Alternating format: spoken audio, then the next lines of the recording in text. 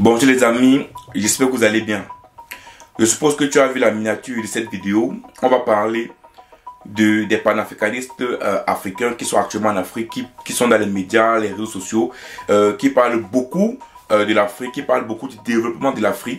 Et je vais t'expliquer pourquoi eux ne changeront pas l'Afrique. Tout d'abord, je vais commencer par Alain Foka. Alain Foka, je pense qu'il est connu de beaucoup de monde. Il a fait plus de 30 ans comme chroniqueur africain, comme intervieweur des présidents africains à Radio France Internationale. Et durant ces 30 ans, il a travaillé pour la France. Et un jour, en octobre l'année passée, 2023, il a décidé de quitter Radio France Internationale pour pouvoir ouvrir sa propre chaîne Infomédia et également participer à Mansa. Et je rappelle ici là qu'il est le directeur de Mansa. Donc, participer à l'émancipation de l'Afrique. Et comme il aime souvent dire, une Afrique sans complaisance et sans condescendance. Donc, Alain Foka, je ne vous parle pas de lui, vous le connaissez déjà parfaitement. C'est une personne qui essaie de pouvoir lutter également pour les causes africaines. Il essaie d'éveiller les consciences africaines et son travail est apprécié de beaucoup de monde. Ensuite, je vais vous parler ici de Franklin Nyamsi, le professeur agrégé en philosophie, auteur de plusieurs ouvrages en littérature, en philosophie et en analyse politique. C'est l'une des personnes, je peux dire, les plus intellectuelles dans le domaine du panafricanisme. Quand on parle de son bagage intellectuel dans le panafricanisme, dans l'histoire de la politique africaine, je pense que Franklin Nyamsi est une personne très populaire et très connue et qui donne toujours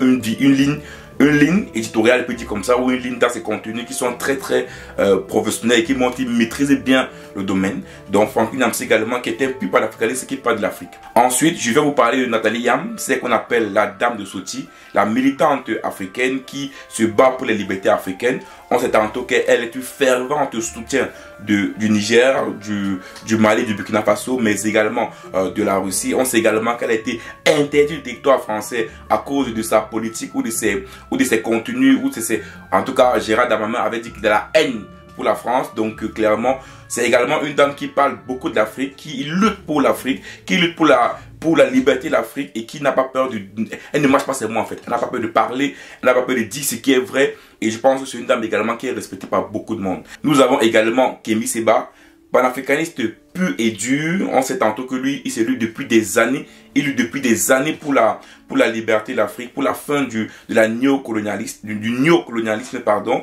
Il veut clairement le départ de la France de l'Afrique. Lui, il n'a pas peur de s'afficher avec les chefs en Iran, avec les hauts fonctionnaires en Russie. Tout récemment, il a même été déchu de sa nationalité française et même arrêté en France lorsqu'il partait faire un meeting toujours pour tous ces combats du panafricanisme. Donc Kémy Séba est un homme qui est parfaitement connu de beaucoup de monde et son travail, il faut le dire clairement ici, est également apprécié de beaucoup d'Africains. D'autres personnes bien connues également de la scène digitale, ici je vais mentionner Zach Mekwassa. On sait tantôt également que lui il a des positions fermes pour l'Afrique. Lui également il met des contenus également sur la Russie, sur la France, sur les problèmes qu'on retrouve en Afrique, dans beaucoup de pays africains. Lui également il a un contenu très varié. J'aimerais également parler ici de l'histoire crépue. Lui également sa chaîne parle beaucoup plus de l'histoire d'Afrique. Il explique comment il revient sur l'histoire. Son but également c'est de faire comprendre aux Africains leur vraie histoire, de comprendre leur avenir, de comprendre leur ancêtre. Lui, histoire crépue est vraiment dans l'histoire, dans la connaissance de l'histoire africaine. Et également ici je vais mentionner Pensée Kémite, qui est un jeune que j'apprécie énormément, qui également parle de beaucoup de l'histoire de l'Afrique, qui parle également des conflits qu'on a actuellement dans le monde entre la Russie, entre l'Ukraine, voilà, qui parle également de la spiritualité. Moi je pense également que lui fait partie des jeunes personnes que je trouve qui est très intéressant sur internet et dont sa parole est importante. Donc ici, je vais les citer qui? Je vais les citer Alain Foka, Franklin Nyamsi, Nathalie Yam, Kémy Séba, Zach Mekwassa, Histoire crépue et Pensée Kémite. Pourquoi est-ce que je dis que toutes ces personnes ne changeront pas l'Afrique? Oui, je pense que toi comme moi, beaucoup de personnes les écoutent, beaucoup de personnes saluent leur intelligence, saluent leur honnêteté, saluent leur force, leur amour pour l'Afrique et se disent que ces gars-là se mettent corps et âme pour lutter contre le néocolonialisme, pour lutter contre l'Occident qui veut piller l'Afrique. Oui, c'est vrai.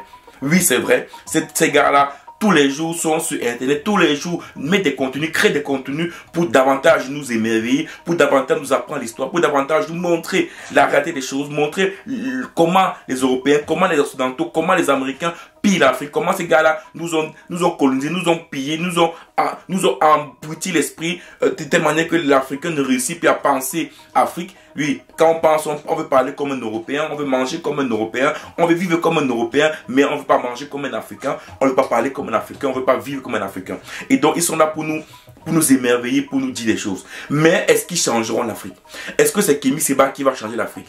Est-ce que c'est Alain Foka qui va changer l'Afrique? Est-ce que c'est Dada Biam qui va changer l'Afrique? Est-ce que c'est Franklin Nyamsi qui va changer l'Afrique? Non, les amis. Ceux qui vont changer, les personnes qui doivent changer l'Afrique, c'est toi et c'est moi.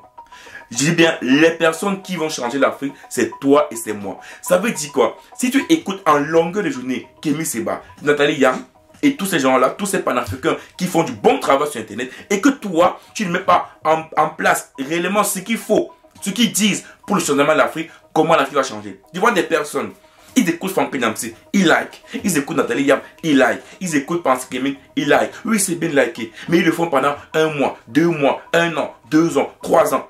Il ne fait que liker. Son travail, c'est de liker, dit merci. Mais non, c'est pas en likant seulement ou en disant merci que les choses vont changer. Non, ça veut dire ce qu'ils disent, on doit être capable de les mettre en action. Le problème, c'est que beaucoup d'Africains écoutent, mais on ne met rien en action. Et ça, le problème. Moi, d'ailleurs, j'essaie de mettre en action. J'ai essayé, par exemple, en créant ma chaîne YouTube en disant, oui, il faut également que je parle, mais également, il faut qu'on actionne. Moi, dans mes chaînes, dans mes posts, j'aime souvent dire, le vote compte. Ton vote, c'est ton avenir. Par exemple, voilà une action. Si tu veux changer les choses en Afrique, première action que tu dois faire, c'est quoi? C'est de voter. C'est de voter. C'est de voter des personnes comme les Sénégalais qui vont changer notre pays.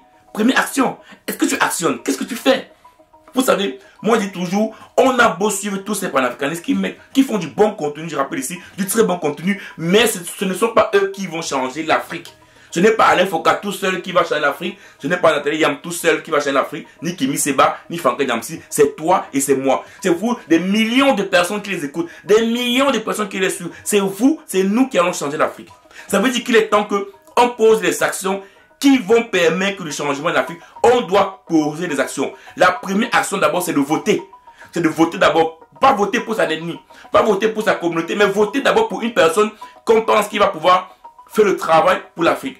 Oui, c'est vrai, on peut voter une personne, il ne fait pas le travail. Oui, c'est vrai, on peut voter une personne, il arrive au pouvoir, c'est pas la personne qu'on veut. Mais quand on le voit, on sait que c'est pas telle personne qui va faire le travail. Prochaine élection, on vote une autre personne, comme le Sénégal a fait. Comme le Sénégal a fait. C'est-à-dire, à un moment donné, on va tomber sur une personne qui va réellement travailler pour le peuple. Donc, première action, il faut commencer d'abord par voter. Par voter. Deuxième action, il faut se mettre ensemble. C'est-à-dire que ça veut dire, les Africains aiment souvent fonctionner seuls. Mettez-vous ensemble, créez des petits mansards, créez des petites actions, créez des petits groupes d'entrepreneurs pour mettre des choses en place en Afrique. Oui, demandez à nos gouvernements de pouvoir changer les choses. Imposons-les les choses parce que le pays, ça nous appartient à nous. Ça veut dire que c'est nous qui pouvons mettre en place des choses qui vont changer l'Afrique. C'est pas Alain Foka, c'est pas Franklin Nyamsi. Ils vont juste oui parler. Voilà, un comme Franklin Nyamsi, bagage intellectuel, analyse politique, littérature, philosophie. Il a plusieurs livres, il a plusieurs ouvrages. Il va nous parler de l'Afrique, il va nous expliquer. Mais c'est pas lui qui va changer l'Afrique. C'est pas lui, c'est toi, c'est moi. C'est toi, c'est moi. Vous savez, je pense qu'on écoute beaucoup, mais on fait très peu d'actions. On écoute beaucoup, mais on fait très peu d'actions. Ça veut dire qu'on doit commencer à actionner. Ces gars-là, ce ne sont pas eux qui vont changer l'Afrique. Je répète, ce n'est ni Franklin Nyamsi, ni Alain Foka qui vont changer l'Afrique. C'est toi et c'est moi. Donc, si tu écoutes ma vidéo, je te dis clairement, continue à les écouter, mais actionne. Écouter sans actionner, ça ne sert à rien. Écouter sans actionner, ça ne sert à rien parce que 10 ans après, 15 ans après, 20 ans après, je vous assure qu'on sera toujours dans la même histoire. Parce que certains pays actionnent, d'autres n'actionnent pas. Oui, le Sénégal actionne, le Mali actionne, le Burkina actionne, le Niger actionne. C'est pour ça d'ailleurs que dans les pays, on voit qu'il y a un changement. On voit que là-bas, les peuples ne rigolent pas. Quand tu fous de la merde, on te met dehors parce que ça ne rigole pas. On a vu au Burkina Faso comment ils ont chassé Compaoré du pouvoir, comment ils ont chassé même l'ancien président qui était là, Kaboré au pouvoir. Donc eux, ils ne rigolent pas. Le peuple est souverain, le peuple ne rigole pas. Quand ça ne va pas, ils montent au créneau et puis c'est dehors. Et c'est comme ça que les peuples africains doivent fonctionner. On doit pouvoir actionner clairement les choses.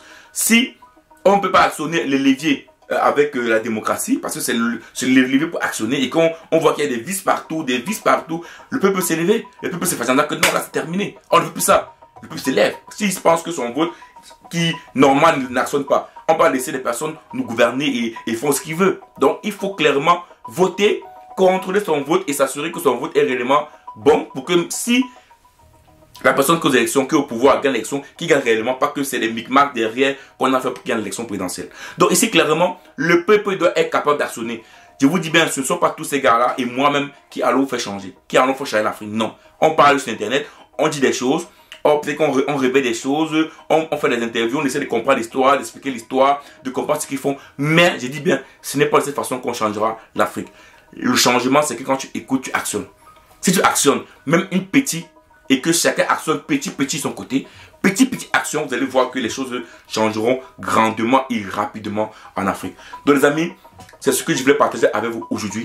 L'action, le changement, mettre en place des choses, c'est comme ça qu'on pourra changer réellement l'Afrique. Sinon, on restera toujours les derniers du monde. Et je pense qu'à un moment donné, si la Chine a pu s'élever, si le Singapour a pu s'élever, si le Dubaï, Qatar, qui étaient des pays très pauvres, je dis bien des pays très pauvres, au même niveau du PIB économique que l'Afrique dans les années 60-70, ça veut dire que nous également, c'est possible que 30 ans après, 40 ans après, qu'on puisse être au même niveau de développement que la Chine ou que le Dubaï ou que Singapour, si on met en place des actions qu'il faut.